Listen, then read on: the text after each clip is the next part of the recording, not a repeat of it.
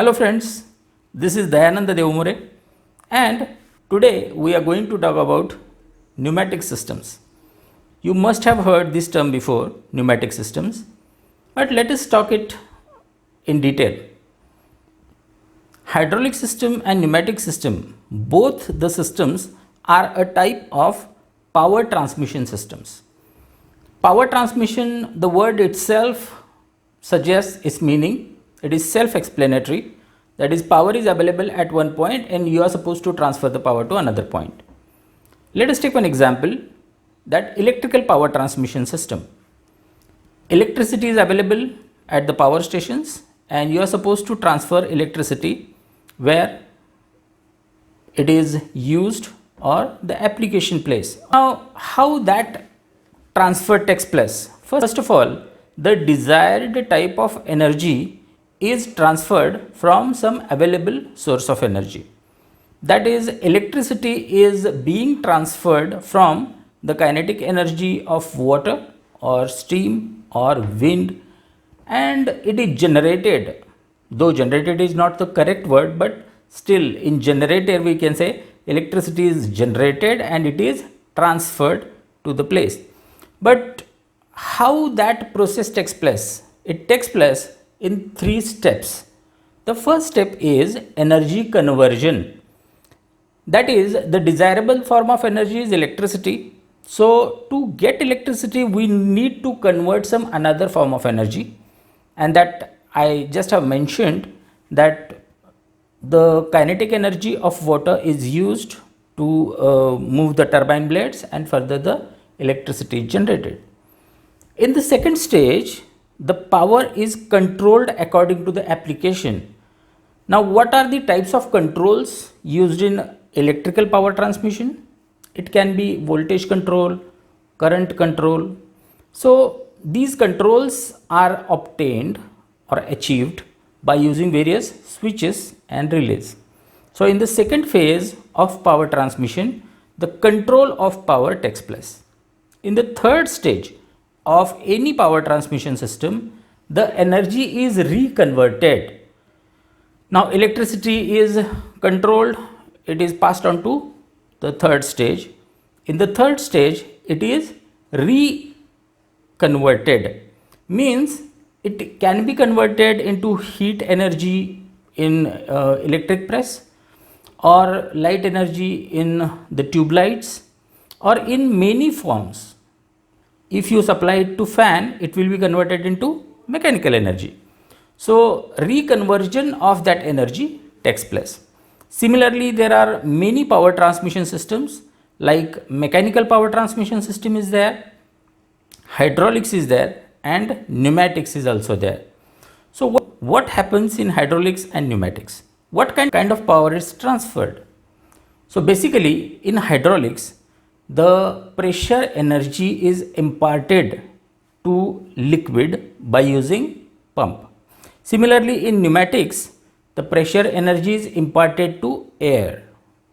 Now, though both the systems work on same principle, the basic difference in hydraulics and pneumatics is hydraulics utilizes oil as working medium, while pneumatic systems utilize air as working medium. So energy is imparted to air by using a compressor. Now, how compressor works? Compressor is connected to a prime mover. The prime mover can be electric motor or IC engine, mainly electric motor. The prime mover has the mechanical energy, it gives mechanical energy to the compressor. Compressor converts it into the pressure energy and it is imparted to air. After that, the compressed air is stored in a container, so it is a power, and you need to transfer the power to the area of application. Now, that is the first stage of energy conversion. So from where the energy is converted, the mechanical energy received from the prime mover is converted into pressure energy. In the second phase of this power transmission system, what is controlled? Pressure, flow and direction. These are the three things, those are controlled in pneumatic power transmission system. In the third stage, reconversion of the energy takes place. That is, the pressure energy is available and it is converted into mechanical energy, and that is done by using actuators. The actuators can be linear or rotary actuators. Now, what kind of applications are there in hydraulics and pneumatics? Any hydraulic circuit or pneumatic circuit is used to pull something, to push something, to lift something, to lower something, to squeeze something, to twist something. Now, these are various applications of hydraulics and pneumatics. Now, you must have seen the hydraulic earth moving equipments where, or even the agricultural equipments where the enormous amount of energy is available, mechanical energy is available, and that is being converted from the pressure energy from the fluid. So, pneumatics utilizes air, that is the main point, and hydraulics and pneumatics both are power transmission systems. Now, let us talk about what are the advantages of any pneumatic system. Why pneumatic system is preferred? So, the first advantage of any pneumatic system is the medium through which it operates, and it is air, and air is freely available in nature. So, you need not have to pay anything to operate the pneumatic system. The second advantage is it is very neat and clean system. As you might be knowing, we have studied it in first section that in hydraulic system oil is used, and due to leakage oil comes out. Dust and dirt can stick to the oil, and that makes the system very shabby and dirty. So that is not the case with pneumatic systems. Pneumatic systems utilizes air which is very clean, and that is why in food industries pneumatic systems are used where cleanliness is the top priority. The next advantage of pneumatic system is it is explosion free. In hydraulic system, mostly petroleum based oils are used which have fire point, that is, after some temperature or when the temperature rises above some value, then it may catch fire, which is very hazardous. If the ambient temperature is high, then it is very risky to use petroleum based oils. But in pneumatic system, air is used which is non-explosive, which cannot catch fire. It is not dangerous as far as fire hazard is concerned. The next advantage is pneumatic systems operate at low pressures. Therefore, the components are very small and they are very easy to operate, easy to maintain. So, and the system is less bulky. The pneumatic system does not require any return line. Now, there are two types of circuits. One is open circuit and another is closed circuit. In closed circuit, what happens is the working fluid is stored at certain point and it is recirculated, it is reused in the system. Say for example, in refrigerator, the refrigerant is circulated in the system and it is not used actually, but it is circulated through the system and again it is returned back to the source. So that happens with refrigeration cycle. What happens in the IC engine cycle? At the beginning of every cycle, fresh charge is taken. That is, petrol is not circulated in the system, it is used, it is burned, and a fresh charge is taken at the start of next cycle. So that is a open cycle. For open cycle, the charge required is new all the time, while in closed cycle, the same fluid or same medium is circulated in the system or in the cycle. So hydraulic circuit is a closed type of circuit. That is, the oil is circulated in the system, it is supplied to the actuator, and the whatever the amount of fluid which is returning is returned back to the tank. So that is not the case with pneumatic system. Pneumatic system does not have a return line because air is abundantly available and you need not to circulate air and store it at a place. Rather, at beginning of every cycle, fresh air from the reservoir or from the tank is taken and it is expelled out to the atmosphere, or it is being exhausted to the atmosphere through the exhaust ports. So it does not have a return line, so return line needs another type of filter. So pneumatic system eliminates all these components required for a return line, as it is a open cycle. Pneumatic systems are very easy to maintain and very quick to operate. And of course, the initial cost and operating cost of a pneumatic system is less than that of the hydraulic system. Now let us talk about the limitations of pneumatic system. The first and foremost limitation of pneumatic system is pressure. See, the amount of pressure that can be handled in pneumatic system is 10 bar and it can go up to 12 bar. If you compare hydraulic system with it, hydraulic system can withstand a pressure up to 500 bar to 700 bar. That is for the applications where the force requirement is more, the pressure requirement is more, the hydraulic systems are preferred. While pneumatic systems are preferred for low pressure applications. Now, you may ask me this question, why pneumatic systems are designed for low pressures? If you see the design procedure of any hydraulic circuit and a pneumatic circuit, you will understand that suppose for a certain pressure you want to design a pneumatic cylinder. You know what will be the size of cylinder? The cylinder will be 7 times bigger as compared to hydraulic circuits. So that is impracticable because the design will be bulkier, the system will be bulkier, and that is not feasible. Therefore, pressure that is handled in pneumatic systems is less.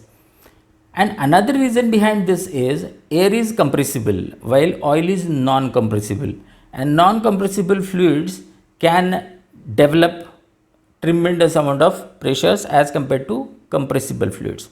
That is another reason behind it. The second thing is accuracy. Because of air used in the pneumatic circuit, there are so many types of leakages in the circuit. So because of leakages, it cannot deliver or it cannot give accurate results. And hydraulic circuits, on the contrary, they are accurate. Hydraulic circuits are accurate as compared to pneumatic circuits. Pneumatic systems need a pressurized air storage. As already we have discussed that it is a open loop circuit, that is you have to take fresh air at the beginning of every operation. So for that the air needs to be compressed and it needs to be stored at some place. As air being compressible, it is compressed and it is filled. The compressed air is filled in a container, which is not possible in case of hydraulics because oil is not compressible. It is incompressible. Therefore, there is no such thing as a compressed oil. You can compress air, but you cannot compress oil. Therefore, the compressed air needs a storage tank separately. That is yet another limitation of a pneumatic system. Now, let us compare hydraulic system and pneumatic system on certain criteria. The first criteria is energy carrier. As we have seen that hydraulics and pneumatics are power transmission systems and power needs to be transferred through certain medium. So the medium used in pneumatic system is air and medium used in hydraulic system is oil. Second thing is how the energy is converted from mechanical energy. In pneumatic system, compressor is used to convert mechanical energy into the pressure energy which can be imparted to the fluid. and in hydraulic system pumps are used. The next criteria is pressure. The pressure is 10 bar, up to 10 bar in pneumatics, and in hydraulics it is up to 500 bar. Now the next point is force applications. Now as we have already discussed, as pressure that can be handled in pneumatic system is less, it is used for low force application or less force applications, while hydraulic systems are used for heavy force applications or where the force is more. Now the next point is accuracy in motion. We have discussed this point in limitations of pneumatic system.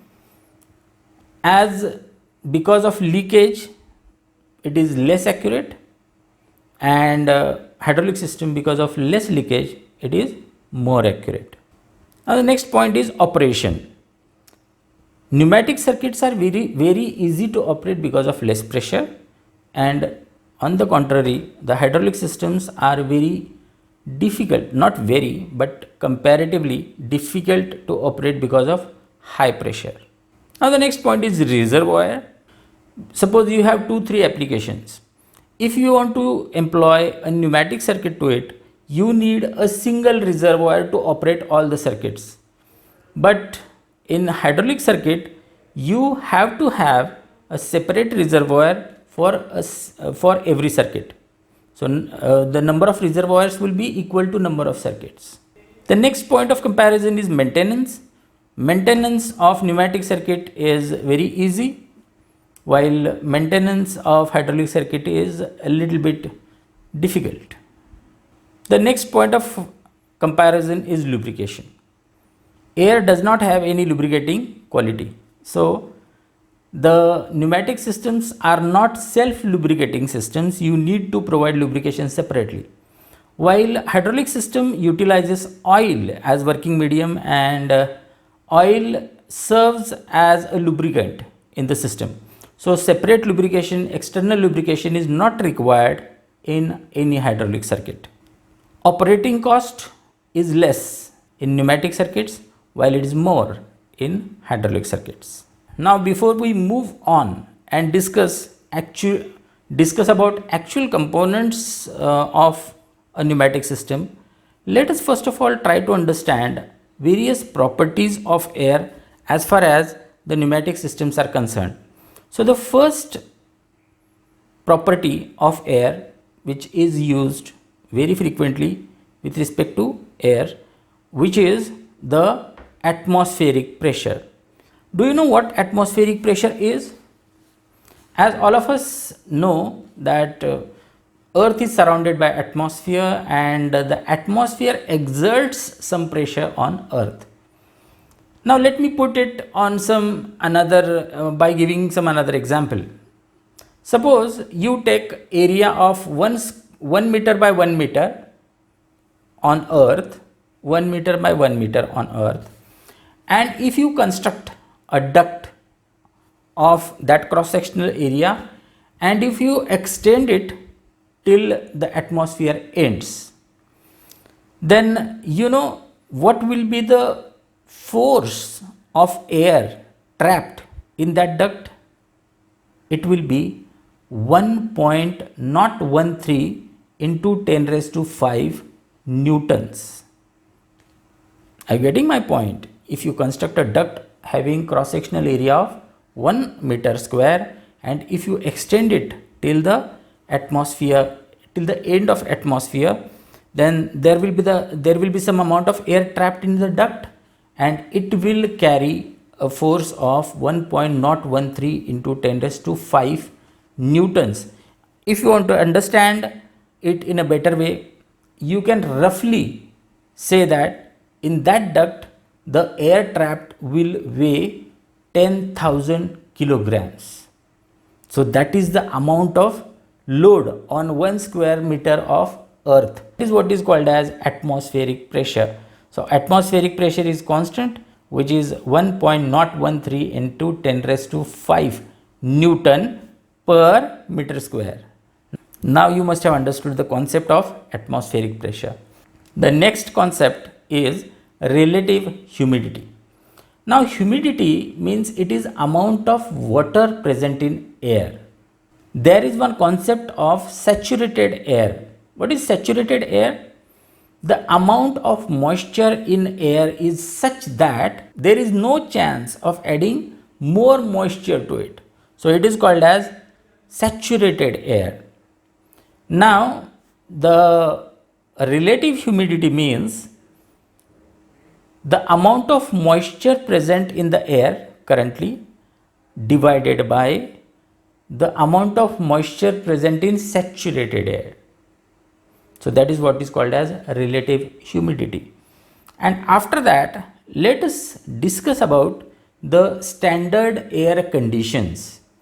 That is, if you want to assume air in a standard condition, then you have to assume its pressure as 1.013 into 10 raised to 5 Newton per meter square, its temperature as 20 degrees centigrade, and its relative humidity RH is 36%. So you have to remember these three things. Air has got these three standard parameters: pressure 1 bar or 1 into 10, 1.013 into 10 raised to 5 Newton per meter square, temperature is 20 degrees centigrade, relative humidity is 36%. Now let us discuss about the laws governing the air. The first law which governs air behavior is Boyle's law. Now what Boyle's law says is, let us try to understand it by using one example. Suppose you have a container and you have air filled in the container, okay, and you have a piston placed over it, or simply air is contained in the container and there is a lid to it, or there is something which is covering the air. Suppose the temperature is kept constant, the vessel is continuously cooled. Suppose there is a container, air is filled in the container and there is a piston placed over it, and if there is a provision to dissipate the temperature, that is, temperature is kept constant, and if you press the air, what will happen?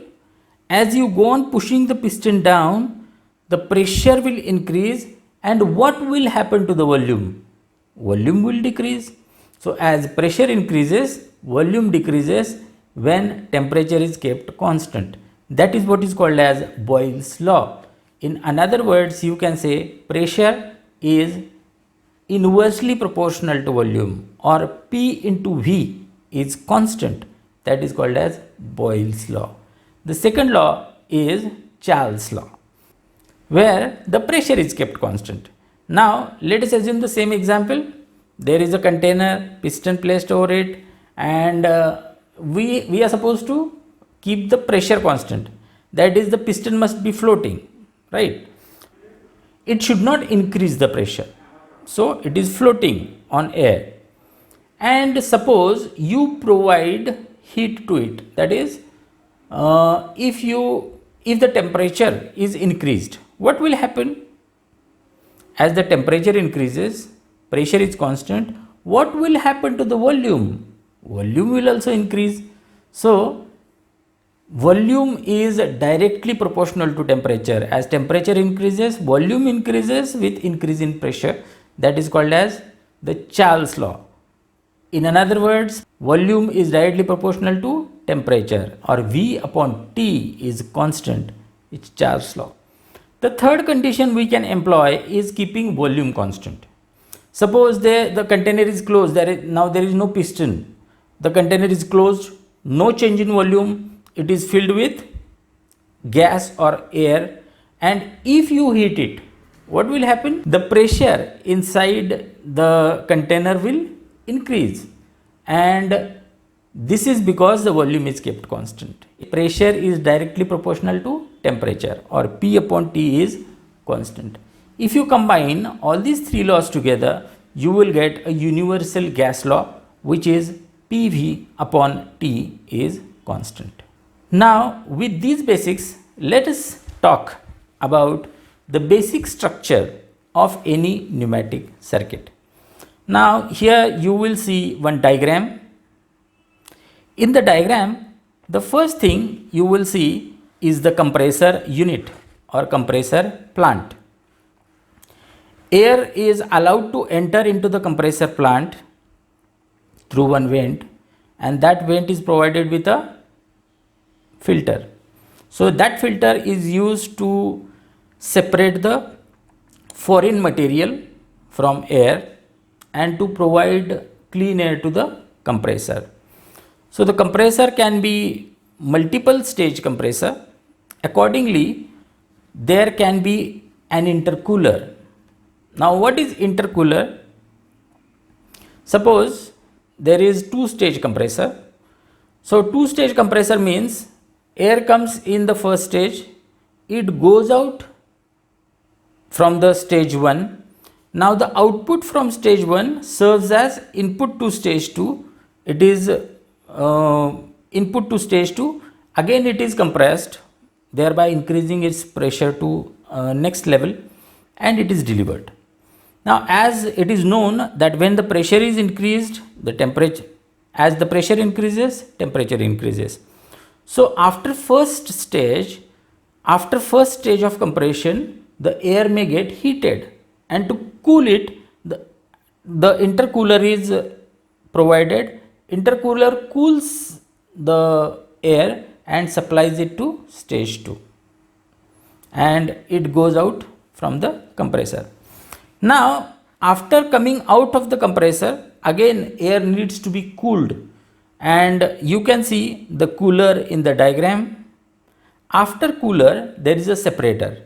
Now this separator is used to separate the moisture from the air, and after that you will see the clean, dry, compressed, that is high pressure air is stored in a storage container, in a storage or in a receiver. You can see the receiver in the diagram. This is the first stage of any pneumatic circuit. As I have told, every power transmission system has 3 stages. So here completes the first stage of pneumatic circuit. First stage of pneumatic circuit. In the second stage, the controls takes place.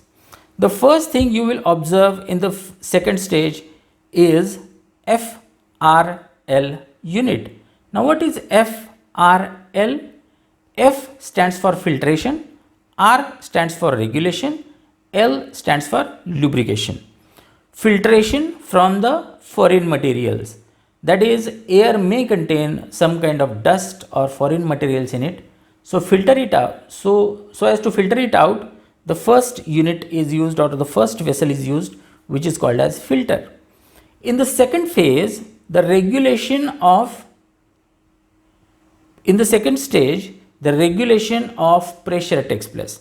There is a valve by using which you can control the pressure or regulate the pressure, which is called as regulator.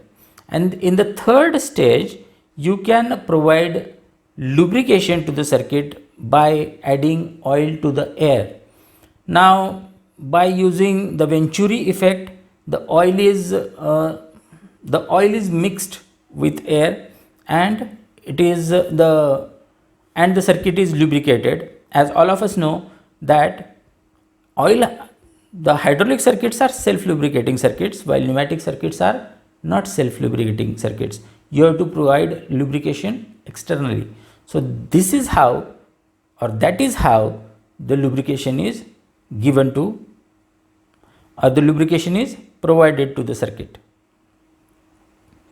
Now the air is transferred through the pipelines, you can see in the diagram, and there is a control element called direction control element there. So direction control element decides the direction of airflow, and accordingly in the third stage, which is called as the reconversion of energy, the actuator you can see in the diagram. So actuator is moved by using the pressurized air. So this is the structure of any pneumatic system, and here you will see the symbolic representation of the structure.